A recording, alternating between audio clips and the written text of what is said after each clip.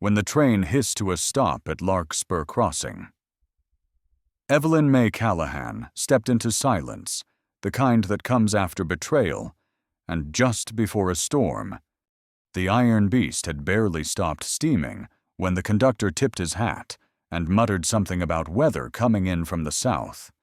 Evelyn stepped down in a blue traveling dress that now wore the dust of 700 miles. Her gloved hand tightened on the small leather case that held all she owned, and her boot sank slightly into the caked dirt beside the depot's sun-warped platform. She scanned the platform, the crooked dirt road, the open spaces beyond the general store and post office. But there was no man, no Emery Dane, no welcoming eyes, only wind. A gust swept up from the canyons beyond the tracks and carried with it the scent of old sage and distant snow. Evelyn's dark auburn hair stirred beneath her travel bonnet, and she stood straight, just as she had been taught back in a parlor that hadn't known winter or betrayal. "I'll be waiting when you arrive. Your new life begins at that platform." Those were the words written in the last letter she'd received, posted 1 month ago, sealed with a neat, gentlemanly wax stamp. Emery Dane, merchant, prospective husband, gone. The morning stretched thin. People came and went. A wagon dropped off a crate of canned peaches. Children ran past on their way to the schoolhouse. And Evelyn remained silent, unmoving, seated on her small trunk by the wall of the depot. By early afternoon, her corset pinched and the wind had picked up. Still no one came. Her breath misted now when she exhaled, and snow flurries flirted with the edge of the horizon. Somewhere near the telegraph office, a dog howled long and low. A bad omen, said the shopkeeper's wife later. But Evelyn didn't believe in omens. Not yet. By dusk, she could see storm clouds settling into the mountain hollows to the west. Her fingers ached with cold, but pride kept her from asking the station master twice whether there was any delay. It was only as the sun began to fall behind the mountains that a man with wire-rim glasses and ink-stained fingers stepped quietly from the telegraph office. "Miss Callahan." Evelyn looked up.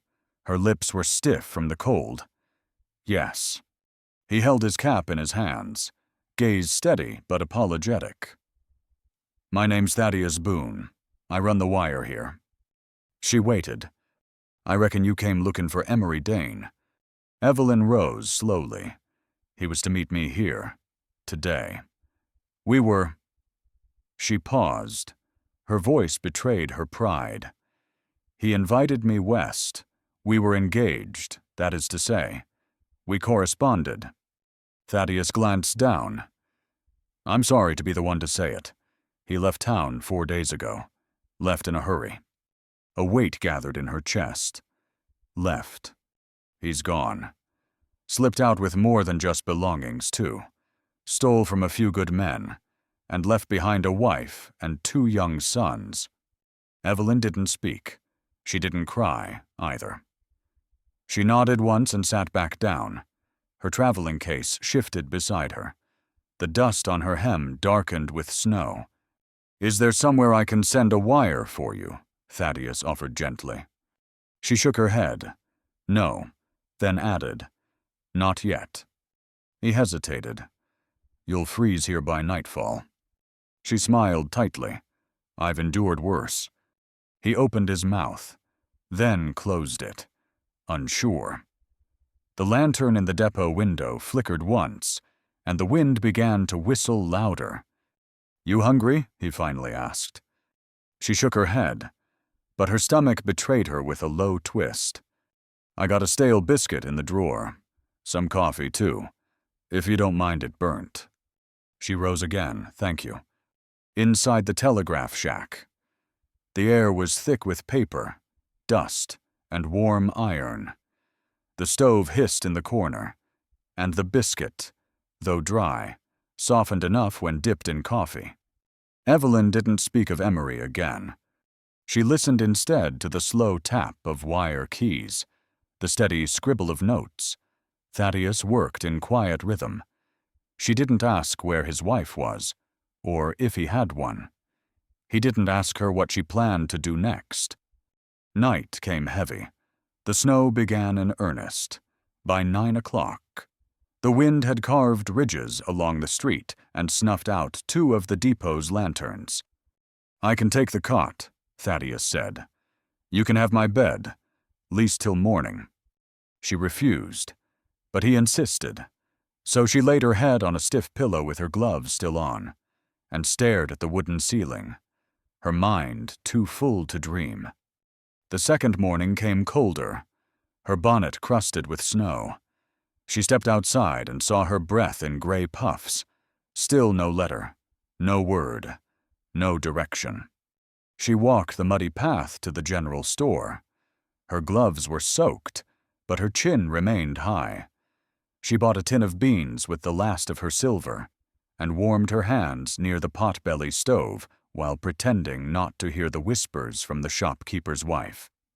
Poor girl, duped and dropped like the rest of 'em. I heard he used his wife's wedding ring to seal the envelope. Back at the depot, she folded her gloves neatly in her lap and watched a crow pick at something beside the tracks. No one looked her in the eye.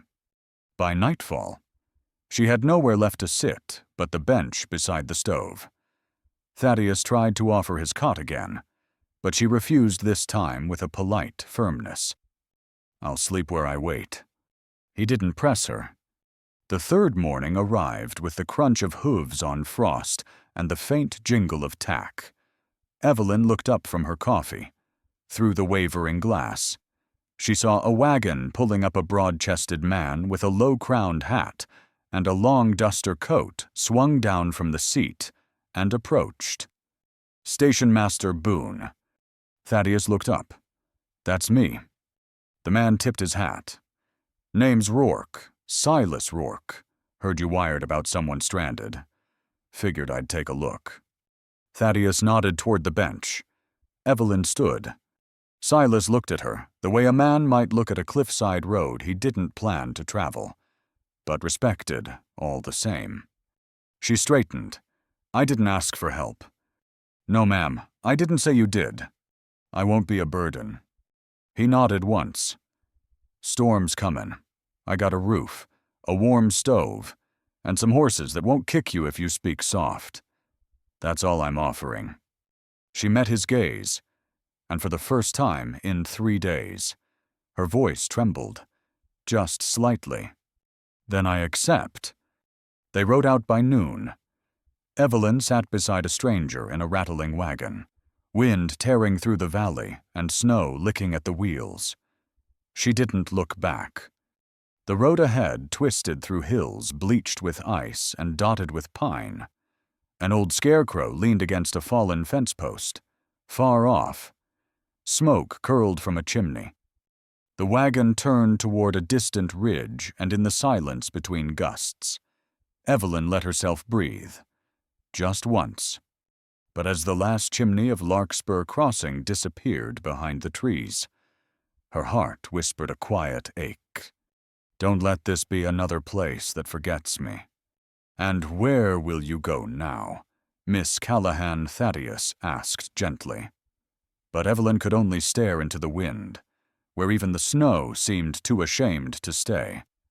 The wind changed on the third morning, carrying snow from the mountains and the sound of wagon wheels from beyond the ridgeline.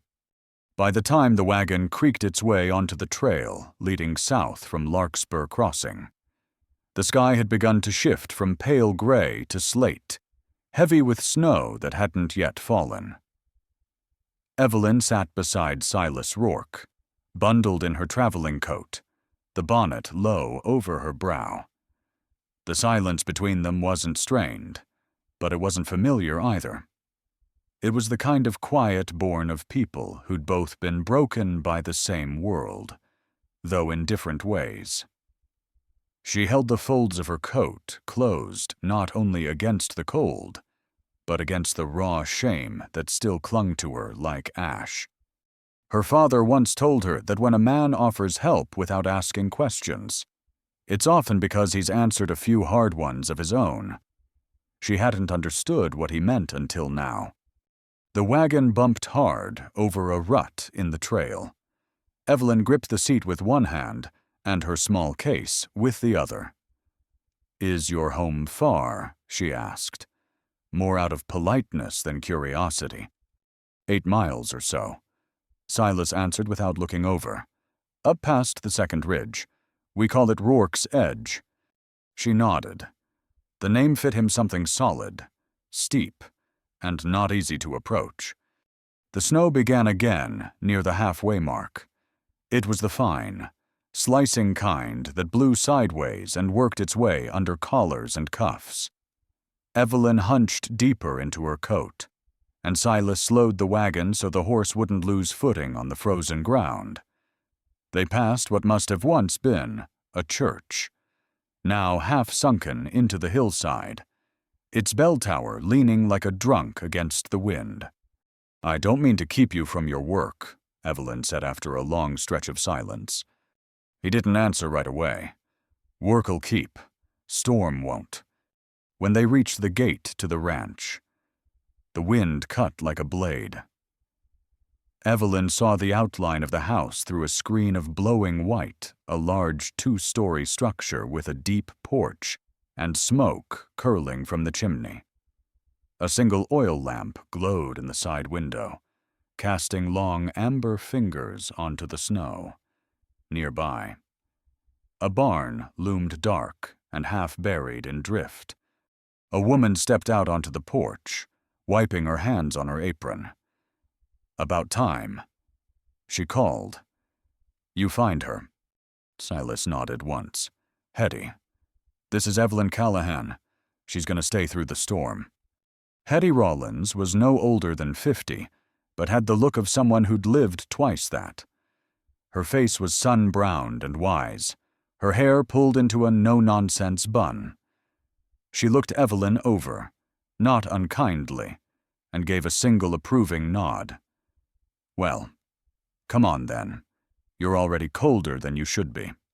Inside the house was warmth and the scent of cornbread. Evelyn blinked twice to keep herself from showing just how much it meant. She let her coat slip off her shoulders, revealing the worn silk of her dress, and stood stiffly while Hetty brought out a basin of warm water and a clean towel. "No fever?" Hetty asked. "No," Evelyn replied, unsure whether the question was medical or metaphorical. "You look like you've eaten disappointment for 3 straight days. Sit. Eat something else for a change." The kitchen was modest, but full of small comforts, braided rugs, a ticking wall clock, and shelves lined with preserves. Evelyn took a seat at the long wooden table while Hetty ladled soup into a chipped porcelain bowl. Silas poured coffee, black and steaming, and offered a quiet here as he set it beside her. They didn't ask her what happened. They didn't need to. Later that night, Evelyn lay on a mattress softer than any she'd known in years. The room was cold, but the quilt tucked around her was heavy and warm, hand-stitched with sunflowers and tiny horseshoes. She stared up at the ceiling, watching the shadows move as the wind battered the shutters. Downstairs, the voices of Silas and Hetty murmured low and steady about the barn roof, the coming snow, the calf that might not make it till spring. Nothing urgent, nothing cruel. She felt her eyes sting with something she'd been holding back since the train pulled away from St. Louis. The storm raged through the night. By morning, the ranch had vanished under a blanket of white, and still the snow came. Evelyn woke early, and, after dressing, walked down to the kitchen where Hetty was already rolling dough for biscuits. "You're up early," Hetty said, not looking up. "Couldn't sleep," Evelyn answered. "There's coffee. It's strong enough to wake the dead." Evelyn poured herself a cup and moved quietly around the kitchen. She found a rag and wiped the counter without being asked. When Hetty went to feed the hens, Evelyn scrubbed the kettle. By the time Silas came in from the barn, brushing snow from his coat, she was ladling porridge into 3 bowls like it was her home. That afternoon, she offered to help with the ranch books. "I kept accounts for my father," she said, before everything changed. Silas watched her for a long moment before nodding toward the ledger in the side room. "If you're sure." He sat across from her at the desk, elbows resting on the polished pine. Evelyn cracked the book open and ran her gloved fingers over the faded ink. "You've got mismatched entries in March," she said quietly. "Hay costs doubled, but no shipment listed." He blinked. "You read fast." "I've had practice." There was something in the way he looked at her, then less like a rancher studying a guest, and more like a man remembering what trust looked like. Not immediate, but the beginning of something. As the light began to fade, they both stood and stretched. Evelyn rubbed her neck, and Silas pointed toward the mantel. "That medal's from my mother," he said, "for teaching school during the pox outbreak." She refused to leave her post. Evelyn picked up the small bronze disc, worn smooth from handling. "She sounds remarkable." She was. "She's the reason the town has a library and 2 doctors. Most folks never knew it."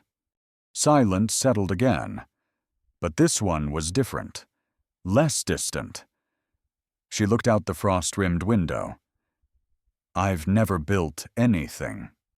"You're still here," he said. "That counts." That evening, they ate by lamplight. Evelyn brought out the old letter she'd meant to burn and held it over the hearth flame. The parchment curled inward like a dying flower, the ink bleeding into shadow. Emery Dane's promises vanished into smoke. She didn't say anything, but when she sat back down, Silas refilled her coffee and looked her in the eye. "You can stay as long as you need." But as the ink curled to ash, Evelyn thought she'd closed a chapter. Then came a shift, subtle, but unmistakable. The wind outside paused, like it was listening, somewhere in the dark. A branch snapped where no branch should. She straightened. The past, it seemed, wasn't done with her yet. The words came out of her without permission. "If I had been your wife, I wouldn't have left." He didn't answer, but his hand brushed hers as he passed the cup. "Later." She stood by the window, watching the snow taper off under a rising moon. The stillness outside felt eerie, like something just behind the horizon was holding its breath.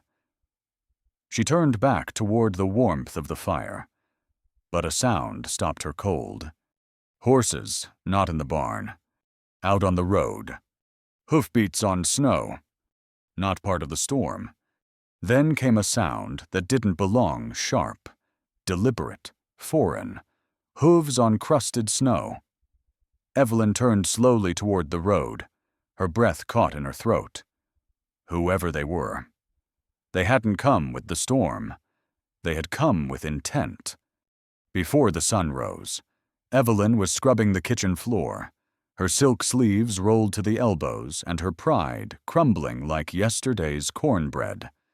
She had never knelt on wood worn this thin, nor felt the burn of lye soap under her fingernails.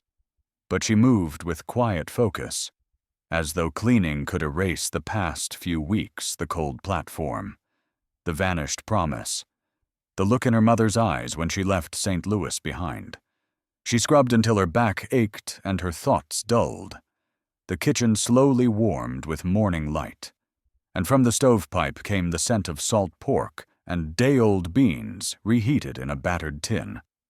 In a corner of the hearth, the ashes of Emery Dane's last letter still rested in the iron grate, untouched since the night she burned it.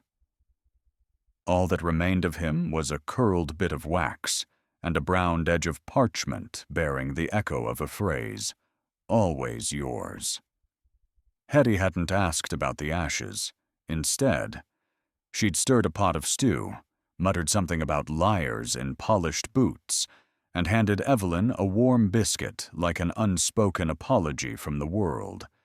"Storm's lifting," Hetty said now, stepping into the kitchen in her wool shawl, holding a basket of eggs and watching Evelyn from the doorframe. Time to see what's left standing. Outside.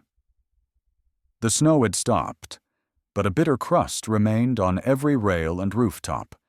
The sun broke across the pasture in long, golden shards, glinting off the fences like cracked glass. Evelyn pulled her shawl tighter, peering out the window while steam from the kettle fogged the panes. "You don't need to do all that," Hetty added. "You're not beholden." "I know," Evelyn said, wringing out the rag. "That's why I want to." Hetty didn't reply, but she nodded once and turned back toward the stove. In the hours that followed, Evelyn set to work without instruction. She sorted dry goods, mended a sleeve on one of Silas's spare shirts, and even gathered snow in a tin pail to melt down for the horses. Hetty watched her from time to time, her expression unreadable, but softer than it had been. Just after midday, Silas returned from the pasture. Snow dusted his hat brim, and the cold had painted color into his cheeks. He entered quietly, but Evelyn saw his eyes rest on the clean floor, the stacked dishes, and the freshly mended coat hung on its peg. "I've been useful," she said without looking up. He moved past her toward the hearth, removing his gloves. "I noticed."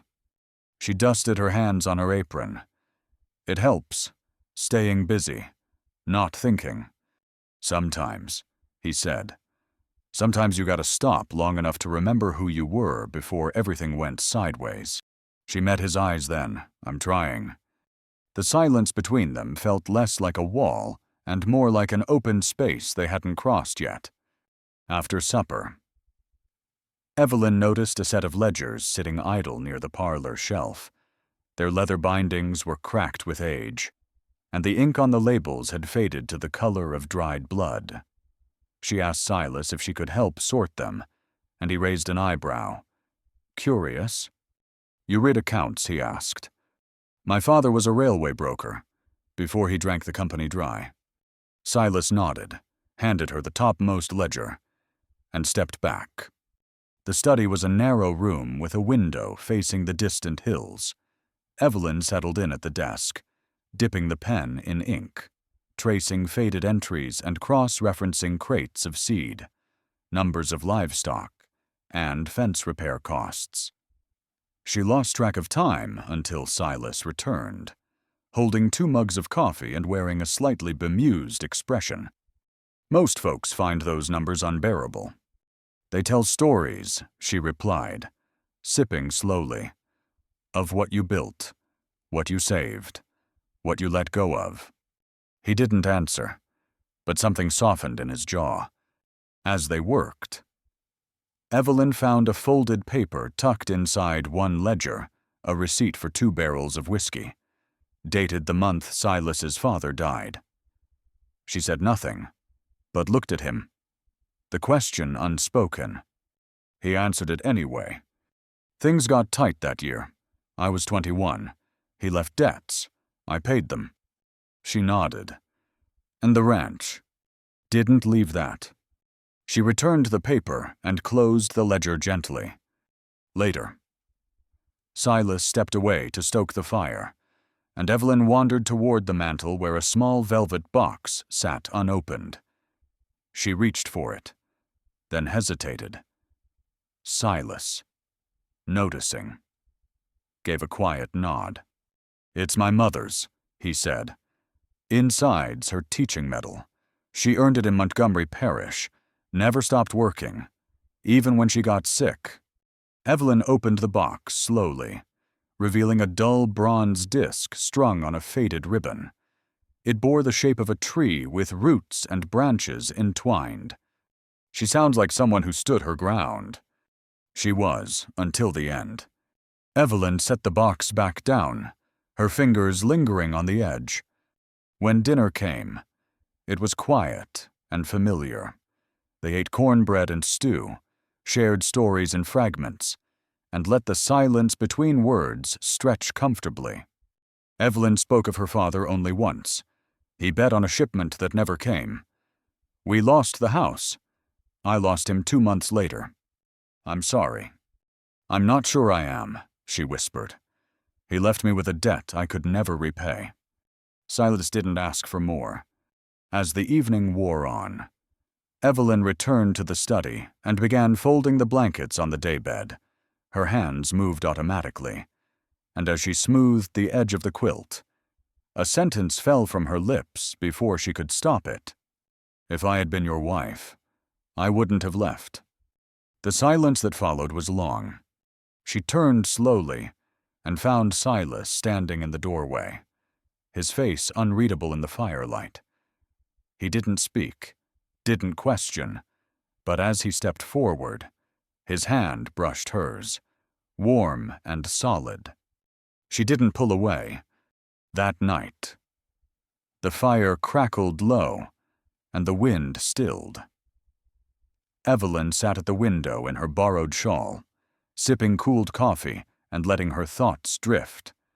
For the first time in weeks, she didn't feel like she was being chased by her own regrets. But the calm didn't last. A sharp sound broke the quiet. Hoofbeats. Not the heavy, familiar rhythm of Silas's workhorse. These were sharper, faster. From the road.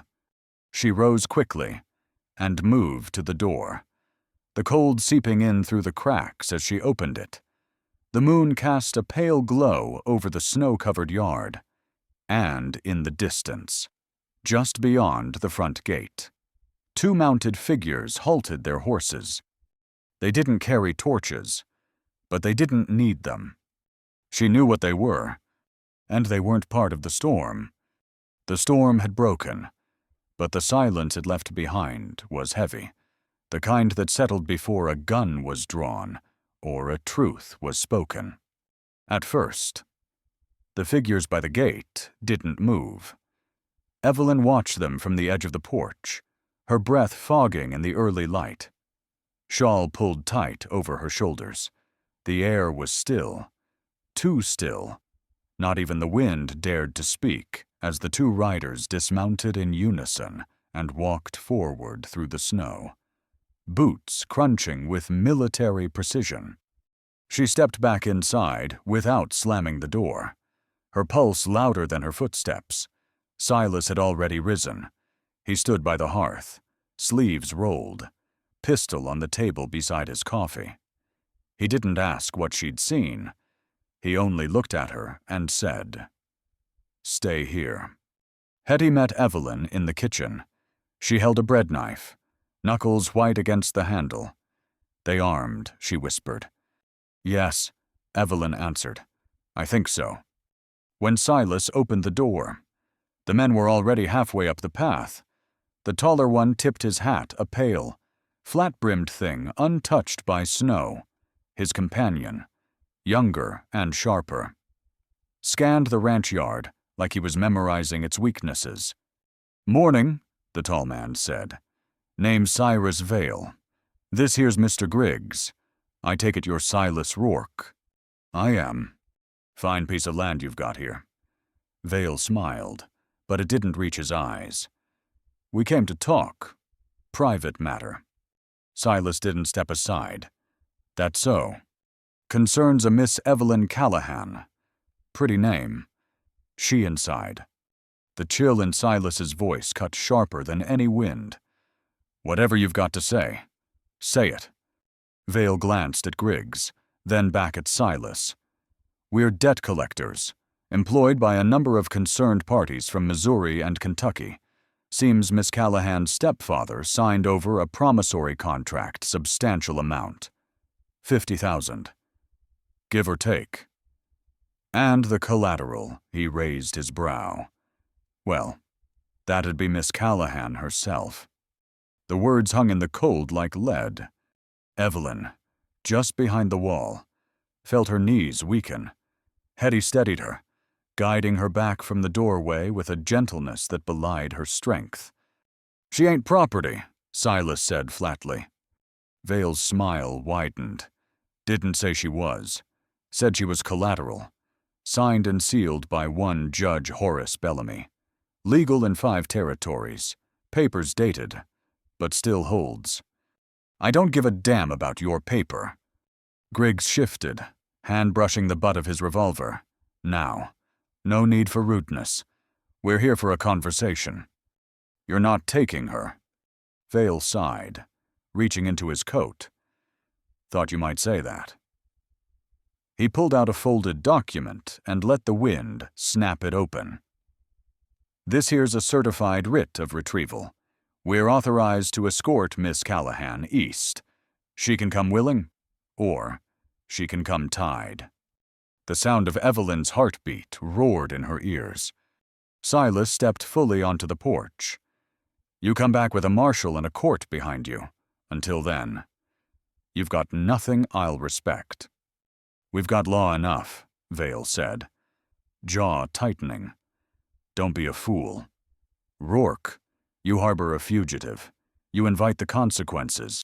She's no fugitive. That's not your call." Inside the house, Evelyn straightened. "Let me speak to them," she said quietly. "No," Hetty snapped. "You stay put." "I won't let him face this alone." Outside, the men had stepped forward again, now at the foot of the porch. Vale nodded once. "This isn't personal. We got 3 days to bring her in. We'll wait." Evelyn appeared in the doorway before Silas could stop her. "I'm here," she said. "You can stop talking like I'm not." Vale took a long look at her. "Miss Callahan, you understand what's at stake." "I do.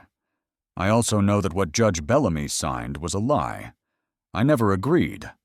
I never even knew." Griggs chuckled. "Doesn't change much. You're still listed. Blood and ink don't wash out so easy." Silas moved to stand in front of her. "You'll have to get through me." "Not our wish," Vale said. "But we will, if it comes to that." Silas's voice was steel. "Then you best be sure." That night, the house sat in uneasy silence. Hetty barred the doors. Silas loaded his rifle. Evelyn sat by the fire with the writ in her lap, reading the words again and again, looking for loopholes where none existed. "They mean it," she said aloud. "They have every intention of taking me." Silas didn't look up. "Not if I can stop them." Evelyn's voice dropped. "You'd risk your life." "I already am. I'm not worth that." He turned then, eyes fierce. "You don't get to decide that." In the early dawn, a neighbor rode hard into the yard, snow spraying behind his horse. "Rourke," he called. "There's marshals riding in. 3 of 'em, sent from Red Rock Post Office. Thought you'd best know." Silas gripped the man's hand and turned back toward the cabin. When the marshals arrived, Evelyn stepped out to meet them. The men dismounted slowly, each with a badge glinting on their coats. The one in front, older with a beard the color of riverstone, looked down at her with a tired kind of authority. "Miss Callahan?" "Yes, sir. We received a telegraph from St. Louis about you. It matches what these 2 claim up to a point." Vale stepped forward. "Then I trust you'll honor our writ." The marshal held up a second document. "This writ is void. Judge Bellamy's authority has been stripped pending investigation." What Griggs barked. "There's a federal case building. Miss Callahan is a witness. She's not going anywhere with you." Evelyn nearly collapsed from the relief. Silas caught her elbow without a word. Cyrus Vale's composure cracked for the first time. "This is theft. Interference." "No," the marshal said. "This is justice. Now mount up. You're both under arrest for attempted abduction and falsifying a federal document." Griggs reached for his weapon, but Silas was faster. The crack of the rifle echoed across the valley. Griggs's gun skidded across the ice. The marshals moved in, shouting, weapons drawn. Within moments, both men were shackled and hauled onto their horses, muttering curses through clenched teeth. Evelyn stood unmoving, fingers trembling. One marshal approached her gently. "You'll need to come back to St. Louis. Miss, give your testimony." She nodded. "And where will you stay?" She looked at Silas, who gave nothing away. "With someone who's earned my trust," she said. But in her heart, she knew she would have to leave, even if just for now.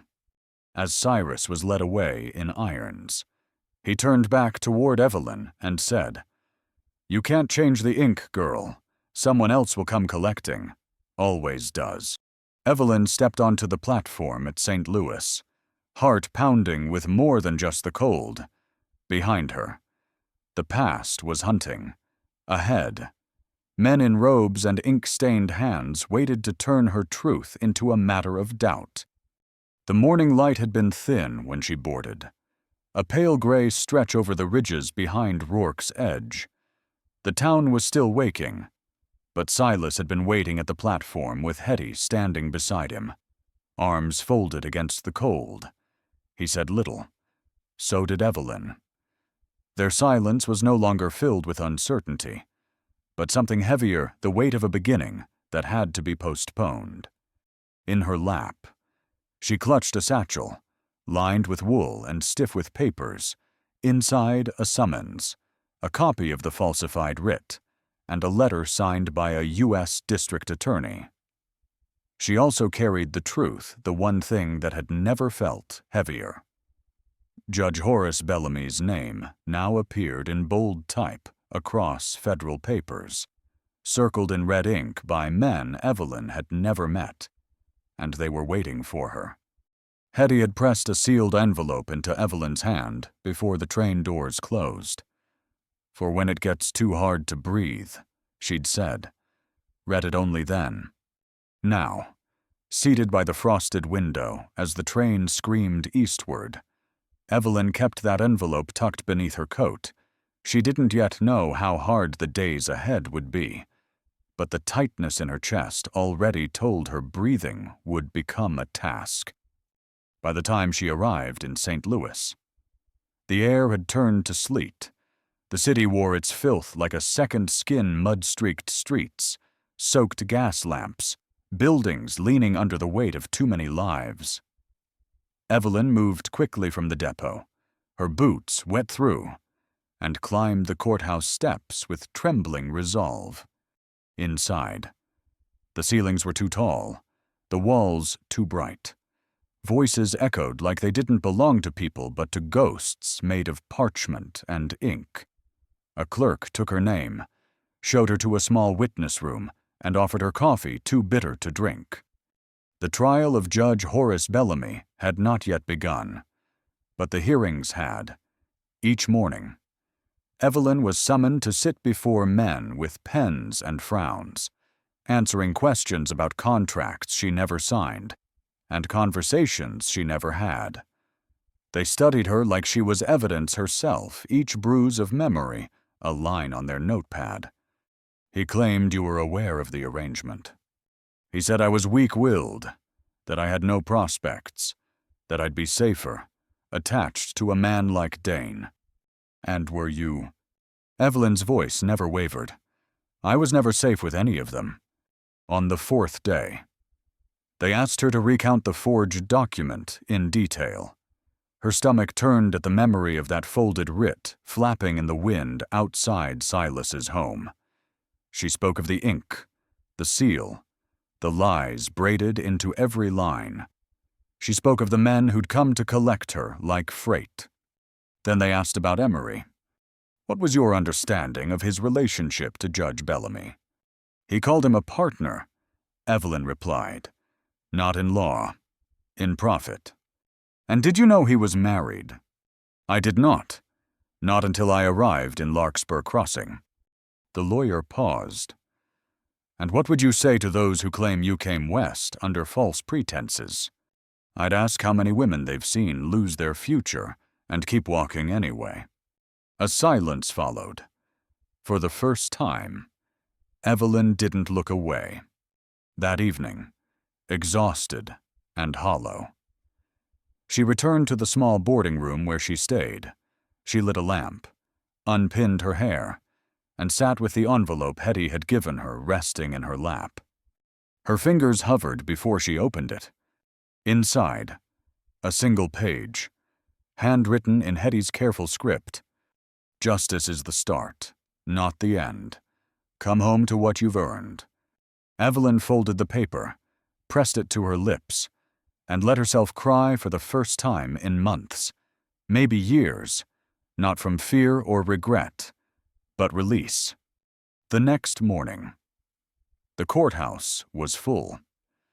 Her mother arrived during the midday recess, Elizabeth Callahan, veiled, gloved, and nervous in a way that didn't suit her polished exterior. They sat in a side chamber together, the smell of old tobacco and varnish thick between them. I knew something was wrong, Elizabeth said, not meeting her daughter's eyes. I didn't know how wrong. You chose not to ask. I was afraid of what I'd find. You still are, Evelyn replied, softer than expected. Elizabeth looked down. I can't change what he did, but I should have protected you. Evelyn nodded once, then looked out the window, where the snow had begun to fall again. You still can. Tell them what you knew. It matters. Elizabeth reached across the table and covered Evelyn's hand with hers. I will. That afternoon, Judge Bellamy took the stand. He did not shout or fumble. He answered every question with oily confidence. He denied knowledge of the writ, called Evelyn's accusations emotional misinterpretations, and described her as a naive girl who misunderstood generosity. But when Elizabeth Callahan was called to testify, her words shattered the illusion. I saw him sign the paper, she said. I knew he had no right. I said nothing because I feared what it would do to my name. I was wrong. When the gavel struck that day. Evelyn didn't stay to watch Bellamy escorted from the building. She walked outside, let the snow sting her cheeks, and breathed. 2 days later, she stood at the train station again, this time westbound. The platform was quieter than she remembered, but not still. A woman sang somewhere down the track. Children ran past with scarves trailing behind them, and when the train hissed its arrival, Evelyn climbed aboard without looking back. The journey took 2 days. When she reached the mountain passes, her heart began to quicken. And when the train finally pulled into the Larkspur Crossing station, Evelyn stepped down, slowly, her hand gripping the rail. She scanned the platform, unsure what she was hoping for. Then she saw him. Silas stood by the hitching post, one hand resting on the reins of a chestnut mare, his coat dusted with snow and his eyes steady as stone. He hadn't waited in town. He had waited where it mattered. As the westbound train pulled into the depot, Evelyn saw him standing by the fence, one hand on the reins of a chestnut mare. He hadn't waited in town. He had waited where it mattered. The high meadow behind Rourke's Edge had turned wild with color, and Evelyn stood in a dress of ivory cotton, her voice steadier than it had ever been. It was late spring in the year of 1887, and the wildflowers had bloomed as if summoned by some old promise kept. Lupin, Indian paintbrush, golden alyssum, their colors danced beneath the mountain sun, brushed by a soft breeze and watched over by snow-capped ridgelines that had once loomed in silence. Now, the hills had found their witness. Evelyn stood with her hands lightly folded at her waist. Around her, the townsfolk from Larkspur Crossing gathered in quiet reverence, boots pressed into meadow grass, hats respectfully removed. Hetty stood closest, her arms tucked behind her back and a single yellow flower pinned to her apron. Thaddeus Boone had come too, in his best coat, which still bore ink stains on the cuffs. Children whispered. Old men squinted into the sun. But it was Silas who held her gaze, standing across from her in a clean white shirt and dark vest. His hat left behind, and his expression unguarded for the first time in all the days she'd known him. A small wooden arch had been built just beyond the fence line, decorated with fresh-cut pine boughs and a strand of ribbon dyed in soft blue. Beneath it, the preacher spoke in a voice low and weathered, as if each word was a prayer drawn from the soil itself. Evelyn had once imagined her wedding in a parlor, velvet chairs, polished floors, her mother's hand on her shoulder. But this quiet hilltop, this wind in her hair, this look in Silas's eyes was something no drawing room could ever hold. When the final vow was spoken, they did not kiss in haste. They simply stood, forehead to forehead, their shadows long across the earth, around them. The crowd clapped softly. A violin played from somewhere near the fence. Hetty dabbed her eyes and muttered about dust. They walked down the slope together, hands joined, not speaking at first. They didn't need to. The sound of bells from the pasture drifted on the wind, soft and distant, and the meadow gave way to open earth, to the path that wound homeward, a path they now shared, at the ranch. The porch had been swept clean and set with 2 chairs and a fresh pie cooling on the windowsill. Evelyn slipped out of her shoes and let the boards warm her feet as Silas unhitched the wagon, speaking to the horses like old friends. Later, she climbed into the saddle beside him, mounted on the chestnut mare he had raised from a colt, a gift he gave her without ceremony. She named the horse Hope that morning. It felt like the only name it had ever needed. They rode quietly along the edge of the north pasture, where the fence had been mended and the soil freshly turned. A group of calves watched them pass with wide, blinking eyes. Evelyn reached over, brushing her fingers along the top rail, feeling the rough grain of wood that had outlasted so many winters. "You did all this," she said. "So did you." They stopped at the far end of the field, where the land sloped down toward the cottonwoods. Silas dismounted and pulled something from his coat, a small square of folded cloth. Inside it, an embroidered handkerchief, her initials, stitched in a thread the color of firelight. "I found this," he said, "the day you left for St. Louis. You must have dropped it." She took it from his hand slowly. "You kept it. Felt wrong, letting it go." Evelyn ran her fingers along the thread, remembering the day she'd stitched it in a boarding house, long before Larkspur, long before Truth. They stood together for a while, watching the clouds drift low across the ridge. The quiet was different now, not the hush of fear, but of peace. In the days that followed, they settled into life not as strangers, but as something else entirely. Evelyn found a rhythm she hadn't known she needed. She tended the pantry, helped with foaling, read by lamplight in the evening. Silas repaired tools and fences, taught her how to read the weather by the sky. When they argued, it was soft and honest. When they laughed, it echoed down the hall. Hetty came often, bringing bread and gossip. The postman stopped by once a week, always staying long enough for coffee, and Thaddeus visited each second Sunday, bringing books she hadn't requested and letters from the town's growing library. Years passed, slow and full. They had a child, then 2, first a boy with dark eyes and serious brows, then a girl who ran before she learned to walk. Evelyn sang to them on the porch, taught them letters from worn hymnals, braided their hair, and wiped their tears. When they asked about where she came from, she told them the truth, but gently. Not all truths needed sharp edges. One summer, as the sun set behind the western hills, Evelyn found herself standing at the porch rail, watching her children chase shadows across the yard.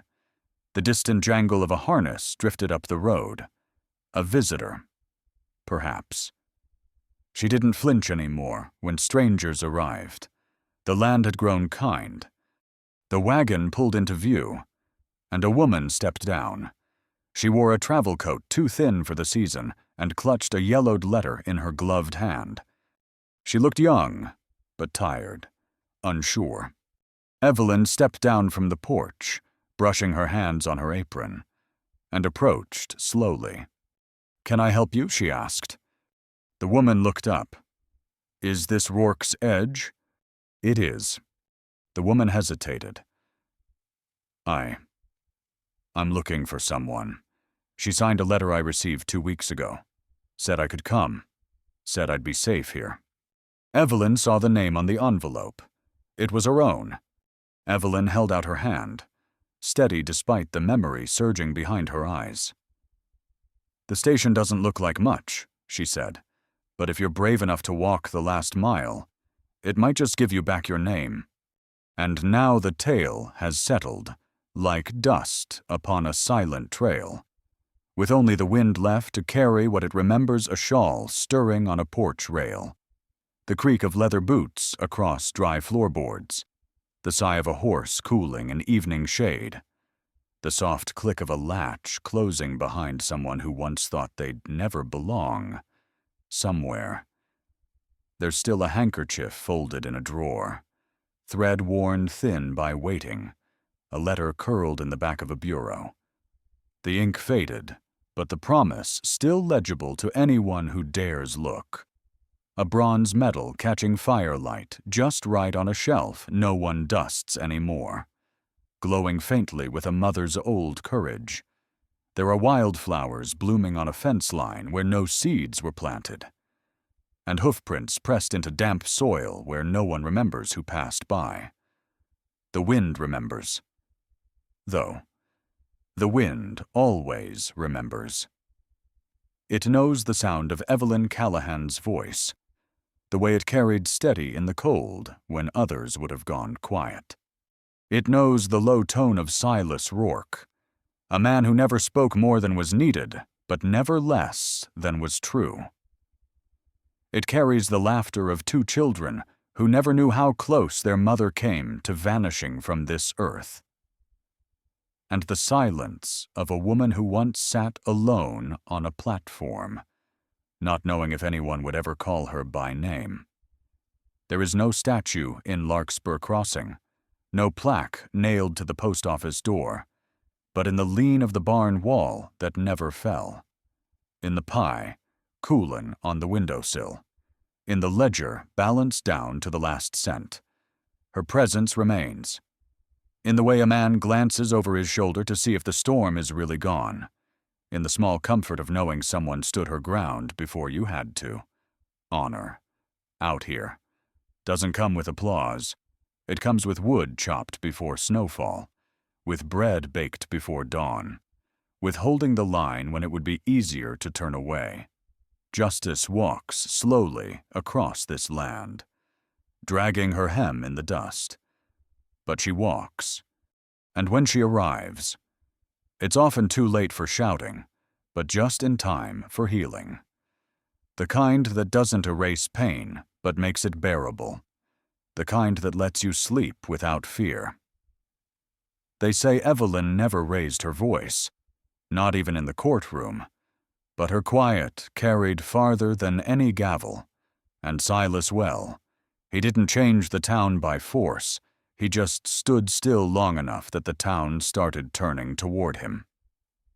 There's a lesson in that, too, that you don't always need to be loud to be right, that forgiveness isn't weakness, it's knowing you survived what tried to kill you, and choosing not to pass it on. Some folks think stories like these are gone, buried beneath modern days and restless clocks. But maybe they're just quieter now. Maybe they sit at the bottom of coffee cups, or between pages of old hymnals, or in the sigh of barn doors swaying at dusk. And maybe, just maybe, they're waiting to be heard again by someone like you. So if you've ever believed in the power of quiet people, in the worth of one good soul holding fast, in the redemption of broken names and broken lands, leave a sign behind. Let the next traveler know you passed this way, and that you still carry the flame. If this story stirred something in you, if it made you remember, even for a moment, the weight of a true word spoken slow, then type 1, not for applause, but for witness.